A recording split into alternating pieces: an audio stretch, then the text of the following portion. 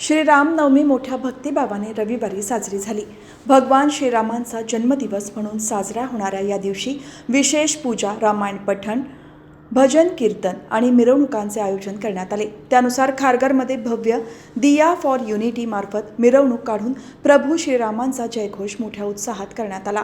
Kharghar sector 5 मधील उत्सव चौक ते सेक्टर 15 मधील गावदेवी मैदानापर्यंत ढोल ताशांच्या गजरात रॅली काढण्यात आली. त्यानंतर परमपूज्य भारतानंद सरस्वती यांचे व्याख्यान झाले. या रॅलीमध्ये आमदार प्रशांत ठाकूर यांनी सहभागी होत सर्वांनी रामनवमीच्या शुभेच्छा दिल्या. यावेळी भाजपचे जिल्हा चिटणीस ब्रिजेश पटेल, खारघर मंडळ अध्यक्ष प्रवीण पाटील, माजी नगरसेवक गुरुनाथ गायकर, उपाध्यक्ष किरण पाटील, युवा मोर्चाचे अध्यक्ष नितेश पाटील, विजय पाटील, शैलेंद्र त्रिपाठी, प्रवीण बेरा, आदित्य हादगे, कुणाल संगाणी, स्नेहल बोधाई, अमित बोधाई, गिरीश गुप्ता, दीपक ठाकूर यांच्यासह मान्यवर आणि नागरिक मोठ्या संख्येने उपस्थित होते.